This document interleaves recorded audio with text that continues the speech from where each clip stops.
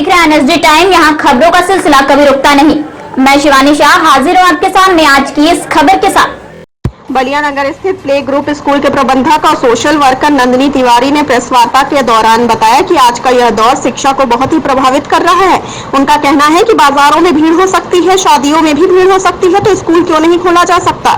उन्होंने आगे कहा कि सरकार को इसमें बीच का रास्ता निकालना चाहिए जिससे स्कूल को खोला जा सके, बच्चों को पढ़ाया जा सके। उन्होंने आगे बताया कि यह एक बहुत बड़ी चुनौती से हम सभी गुजर रहे हैं। एग्जाम जो रद्द किए गए हैं, कहीं न कहीं सरकार को इस पर विचार करके एग्जाम कराना चाहिए था। आजकल के इस दौर में स्कूल ना खुलने के कारण बच्चे काफी डिप्रेशन में जा चुके हैं।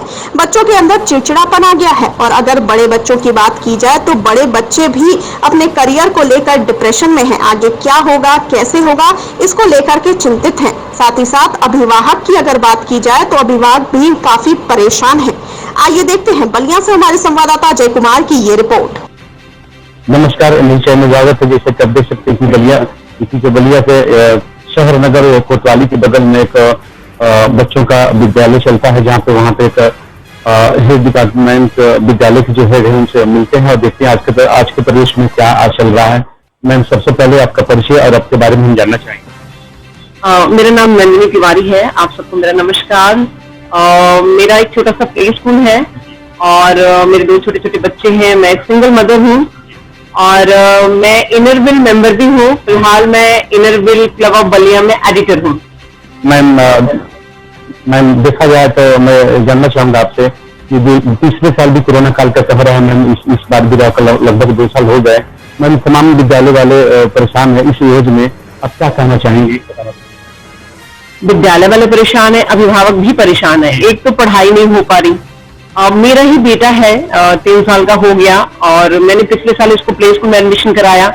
तुरंत लॉकडाउन हो गया, वो एक दिन भी स्कूल नहीं जा पाया। फिर अभी मैंने इस साल सोचा कि चलो स्कूल सब शायद खुल जाए, तो मैंने उसको हॉली क्रॉस में एडमिशन करा दिया। फिर लॉकडाउन हो गया, वो स्कूल नहीं जा पाया। अभी इतना छोटा है कि उसको ऑनलाइन की समझ नहीं है कि ऑनलाइन बैठना चाहिए, उससे कुछ गेन होगा। तो विद्यालय तो परेशान ही है, जो नए खुले हैं या फिर लोन बेसिस पे हैं, तो वो भी परेशान है। जो अभिभावक मतलब फी भर रहे हैं या फिर जिनका बच्चा स्कूल ही नहीं जा पाया, उनको कुछ भी समझ में नहीं आया है कि भाई स्कूल में एडमिशन कराने से हमें क्या प्रॉफिट हुआ, वो भी फीस भर रहे हैं। तो है ही है, दोनों तरफ से चौतरफा परेशानी है, सारे लोग परेशान है। अब जिन अभिभावक को ऑनलाइन क्लास कराना है और जिनकी 2 से 3 या 4 बच्चे हैं, अब वो आप समझ लो वो कितने ज्यादा परेशान है। उतने सारे लैपटॉप्स या उतने मोबाइल कहाँ से आएंगे? सारे टाइमिंग एक ही साथ है। मेरे ही दोनों बच्चों का टाइमिंग एक साथ ही है। अभी तो खैर मेरा छोटा बच्चा बैठ नहीं रहा पढ़ने, लेकिन है ही है, अभिभावक भी बहुत परेशान है, स्कूल वाले भी बहुत परेशान है। मैं एक चीज जानना चाहेंगे, चूंकि विद्यालय के जो भी प्रबंधक लोग हैं वो बता रहे हैं, कह रहे हैं कि सरकार को ऐसी नियम बनानी चाहिए। जो भी लॉकडाउन में हम लोग 2 साल पूरा गया हमारा, कि हम अपने विद्यालय के जो भी अध्यापक हैं हम लोग नहीं दे पाते हैं वेतन, जो उसके साथ पूरा 10 परिवार जुड़ा हुआ है। सरकार को ऐसी व्यवस्था होनी चाहिए, सरकार कोई व्यवस्था कर दे जैसे आर्थिक मदद हो, जैसे हमारे विद्यालय के जो है, इस पर क्या करना चाहिए? नहीं, बिल्कुल सही बात है, बिल्कुल सही बात है।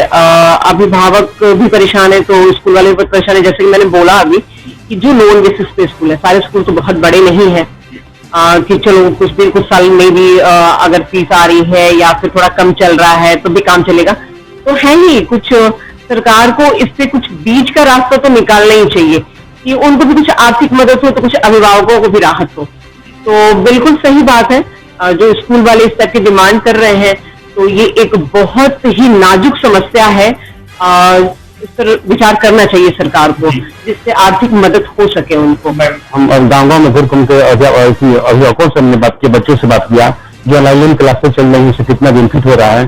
तो मैम, सबके पास तो मोबाइल की व्यवस्था है नहीं, बस व्यवस्था है। तो मैम, आने वाले समय में कितना कारगर साबित होगा? दूसरी चीज की अभिभावक कह रहे थे हमारे बच्चों का 2 साल खराब हो गया समय और स्कूल खुल गया, कोई अभी आप लगे सरकार बार कर रही है। और लोग ये कह रहे सब्जी मंडी में जब भीड़ लग सकती है, मार्केटिंग भीड़ लग सकती है, शादियां हो सकती है, तो विद्यालय को नहीं हो सकते हैं।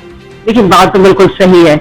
अब मार्केट में आप देख लें बहुत भीड़ है, शादियां भी बहुत भीड़ है, पॉलिटिकल जो रैलियां निकल रही है उसमें भी बहुत भीड़ है।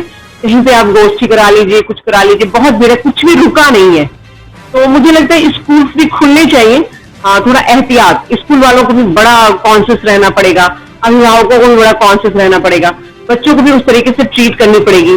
अब जैसे एग्जाम्स रद्द हुए हैं, पर्सनली मेरा ये मानना है कि वो एग्जाम्स रद्द नहीं होने चाहिए थे। ये बहुत जरूरी चीज था, इस पे एग्जाम होना चाहिए था। इतनी बड़ी बड़ी बिल्डिंग्स होती है स्कूल्स में, आप ले सकते थे एग्जाम, आप बच्चों को बुलाते, सिर्फ अगर 10th के बच्चे आ रहे हैं, 6th 12th के बच्चे आ रहे हैं, तो पूरी बिल्डिंग में भी अगर आप 5-5 10 बच्चों को क्लास में बिठा रहे हैं दूर दूर, तो एग्जाम्स बड़े आराम से हो सकते थे। तो मुझे लगता है स्कूल होने चाहिए थे, क्योंकि आप ऑनलाइन क्लास ले रहे हैं, कुछ बच्चों की परेशानियां हो सकता है आप दूर भी कर रहे हैं, जो प्रैक्टिकल वाले सब्जेक्ट्स हैं वो कैसे हो पाएगा, नहीं हो पा रहा है। तो मुझे तो नहीं लगता है कि ऑनलाइन से बच्चों को जो पूरा का पूरा देना चाहिए वो मिल रहा है उनको। तो मुझे लगता है यहाँ पे कहीं ना कहीं सरकार थोड़ी चूक तो कर गई। उनको एग्जाम्स लेने चाहिए थे, प्रैक्टिकल्स भी लेने और कराने चाहिए थे। उतने बड़े बिल्डिंग्स में थोड़े थोड़े करके बच्चे आ सकते थे, बहुत आराम से आ सकते थे। तो यहाँ पे सरकार से थोड़ी चूक हुई है, जिससे मैं बिल्कुल संतुष्ट नहीं हूँ।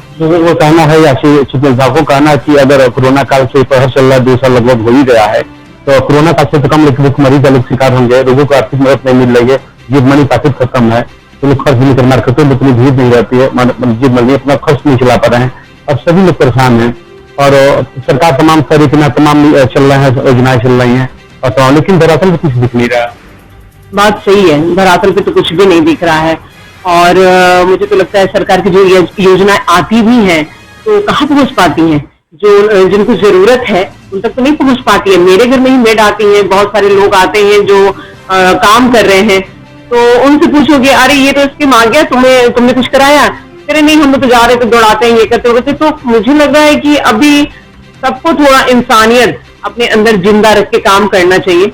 और जो लोअर कास्ट के हैं, लोअर तबके के लोग हैं, जो सॉरी कास्ट नहीं, लोअर तबके के जो लोग हैं, रिक्शे वाले हैं, मेड हैं, मजदूर वर्ग के जो लोग हैं, उन तक जो सरकार जो भी चीजें योजनाएं पहुंचा रही है तो उन तक पहुंचे, ये अधिकारियों को भी कॉन्शियस होकर करना चाहिए। हम जैसे लोग जिन्हें पता है ये चीजें, उनको भी थोड़ा कॉन्शियस रहना चाहिए और अपने आसपास के लोगों को जागरूक करना चाहिए। अब विशेष अधिकारीगण जो बैठे हैं उस पद पे, जिनके थ्रू ये काम होगा, उनसे तो यही हाथ जोड़कर विनती है कि उनको ऐसे लोगों की पूरी मदद करनी चाहिए, अभी जरूरत है। मैम, क्या लगता है कि जो ऑनलाइन क्लास से बच्चों को चलाई आने वाले समय भविष्य में ये कारगर साबित हो सकते हैं? बिल्कुल नहीं हो सकते, बिल्कुल भी नहीं। जब हम मोबाइल लेके बैठते हैं, पहले तो इतनी नेटवर्क प्रॉब्लम होती है कि आधा तो चला जाता है, कुछ बातें समझ में ही नहीं आ रही हैं। जो टीचर है वो ऑनलाइन क्लास के दौरान एक एक बच्चे से कैसे उसकी समस्या जान पाएगी?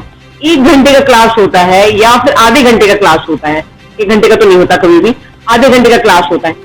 उसमें चलो कई बार तो होता है ठीक है, क्लास ठीक से चल रहा है, रन कर रहा है, लेकिन कहाँ सारे बच्चे अपनी बातें पूछ पाते हैं मैम से? अब उन्होंने तो जो पढ़ा दिया, जो उन्होंने बोल दिया। हम पेरेंट्स की जिम्मेदारी, मम्मियों की जिम्मेदारी बहुत ज्यादा बढ़ गई है। इतनी माथा पच्ची है, अभी हमें खुद ही पढ़ाना पड़ता है, हमें भी ऑनलाइन सारा काम छोड़ के ऑनलाइन वहां बैठना पड़ता है क्लास में कि भी कुछ छूट ना जाए। स्क्रीनशॉट ले रहे हैं, बाद में बुक्स में करा रहे हैं, तो वो बात तो नहीं है। जो एक क्लास में टीचर के साथ इंटरेक्ट होकर जो बच्चे सीखते थे, उतने सारे बच्चों के साथ बैठ के जो बात सीखते थे, वो तो कहीं भी ये चीज नजर नहीं आ रही है। तो लॉस तो बहुत बड़ा है। तो सरकार से क्या अपील होगा आपके द्वारा, जो कि मतलब इसको किस तरह सुदृढ़ कराया जा सके, किस तरह अपने सिस्टम की तरह वो लोग गाड़ी अपने पटरी पर जा सके, जो कि बढ़िया से हो सके, जिससे बच्चों को तो नुकसान हो रहा है? सरकार से अपील क्या होगी? देखिए, बीमारी का तो कुछ कह नहीं सकती, बीमारी तो है ही बहुत भयावह। आने वाले भी समय में जिस तरह की भविष्यवाणियां हो रही हैं कि अभी ये रोग आ रहा है, ये आ रहा है, डेल्टा आ रहा है, तो डर तो लग ही रहा है बहुत ज्यादा बच्चों को स्कूल में भेजने की। लेकिन जिस तरीके से सारी चीजें चल रही हैं, तो मुझे लगता है स्कूल्स भी खुलने चाहिए, कोचिंग सेंटर्स भी खुलने चाहिए। हाँ, अब यहाँ पे हर एक आदमी को अपनी जिम्मेदारी समझनी पड़ेगी। स्कूल्स वाले हों, पेरेंट्स हो, कोचिंग सेंटर्स वाले हो, तो अब हम हर जगह सरकार को दोष नहीं दे सकते। तो स्कूल को भी पूरी जिम्मेदारी लेनी पड़ेगी, उस तरीके से व्यवस्था बनानी पड़ेगी कि जब हमारे स्कूल में बच्चे आने लगे तो हमें वहां पे क्या करना है। टीचर्स को पढ़ाई के साथ साथ बाकी भी जो सतर्कता है वो बहुत ज्यादा करनी पड़ेगी कि बच्चों को भैया हैंड वॉश के लिए बहुत ज्यादा जागरूक करना ही है, दूर दूर बैठाना। मुझे लगता है ठीक है चलो आप बिल्कुल सैटरडे तक स्कूल नहीं चला सकते, मंडे टू सैटरडे, तो हफ्ते में कुछ दिन का ही स्कूल करें बच्चों को। तो अब ये चलना चाहिए क्योंकि पढ़ाई बहुत जरूरी है और सारे काम जिस तरीके से हो रहे हैं कुछ रुक नहीं रहा है, तो ये भी रुक रहा है तो ये बहुत नुकसान है। बच्चों के लिए आपके द्वारा कोई टिप्स ऐसा है जो कि बच्चे इसको अध्ययन कर सके और उन लोगों को बताया जा सके, कोई ऐसा टिप्स है जो कि बच्चों की पढ़ाई में मदद मिल सके? पहले तो बच्चों को, जो बड़े बच्चे हैं मुझे लगता है बहुत डिप्रेशन में भी जा रहे हैं, घर में बैठे बैठे उस टाइप की पढ़ाई भी नहीं हो पा रही है, उनको अपना करियर भी बनाना है, तो डिप्रेस तो हो रहे हैं। मेरी जानकारी में बहुत सारे ऐसे बच्चे जो बहुत चिड़चिड़े हो गए हैं, बहुत डिप्रेशन में जा रहे हैं कि पढ़ाई नहीं हो पा रही, उनको बाहर जाना था कहीं नहीं जा पा रहे हैं। तो मुझे लगता है पेरेंट्स थोड़ा उनके साथ बैठे, योगा करें, मेडिटेशन करें, उनको थोड़ा जागरूकता, ज्यादा पढ़ाई ना करके थोड़ा म्यूजिक है, म्यूजिक की तरफ थोड़ा ध्यान लेके जाएं, थोड़ा ऐसे अच्छी मूवीज पेरेंट्स को थोड़े देखने में डाउनलोड वगैरह करें, थोड़ा बैठ के देखें उनके साथ। पेरेंट्स ज्यादा से ज्यादा उनके साथ बात करें, उनकी मानसिक स्थिति समझने की कोशिश करें। और जो बड़े बच्चे हैं तो उनको भी थोड़ा धैर्य से काम लेना पड़ेगा क्योंकि ठीक है जैसे 2 साल बीते, मुझे लगता है धीरे धीरे सब सही हो जाएगा। और बाकी बाहर भी जो स्कूल जाने वाले थे तो बाहर के स्कूल खुल रहे हैं धीरे धीरे, तो मुझे लगता है सबको बहुत धैर्य से काम लेना पड़ेगा क्योंकि 1 साल मैं प्रैक्टिकली अपने लिए बताऊं तो पिछले साल मैं भी बहुत बच्चों के लिए मैंने घर में ही रेस्टोरेंट बनाया, स्विमिंग पूल बनाया, मैं बच्चों के लिए वेटर बन जाती थी, कभी कुछ बन जाती थी, कभी स्कूल का माहौल कर देती थी, वो टीचर्स बनते थे। मैंने बहुत, जो मेरे हस्बैंड को खाने की चीजें बहुत पसंद थी तो वो भी मैंने खूब बनाया, बना के खूब बच्चों को मैं बोलती थी कि देखो ये पापा को बहुत पसंद था, वो लोग खाते थे। तो पिछला साल तो बहुत इंजॉय करके कटा कि चलो कुछ काम नहीं है, खूब बच्चों के साथ किया। लेकिन इस साल इतनी भयावह स्थिति थी कि कुछ भी करने का मन नहीं हुआ और कहीं ना कहीं घर में दोस्तों मित्रों में कोई ना कोई बीमार था, कोई ना कोई चला गया, तो इस तरीके से इतना डिप्रेशन माहौल था कि हम लोगों ने भी खुद को बड़ा जोर के जगाया कि नहीं ऐसे तो हम लोग भी पागल हो जाएंगे, बच्चों को भी कौन देखेगा। तो हम लोगों ने योगा, मेडिटेशन, इन सब चीजों का लिया, अभी थोड़ा कुछ क्रिएटिव फिर से करने लग गए।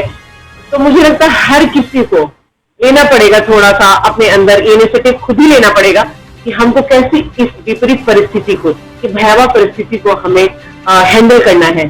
तो थोड़ा अपने अंदर क्रिएटिविटी लाएं तो मुझे लगता है कि थोड़ा आसान हो जाएगा। बाकी तो इच्छा कि कब ये सारी चीजें नॉर्मल। इस कड़ी में बस इतना ही। ताजा तरीन खबरों के लिए बने रहिए एनएसडी टाइम्स के साथ। मुझे दीजिए इजाजत, नमस्कार। एनएसडी टाइम्स की खबरों से अप टू डेट रहने के लिए चैनल को सब्सक्राइब करें, लाइक करें, शेयर करें और कमेंट करें और साथ ही साथ बेल आइकन दबाना ना भूलें।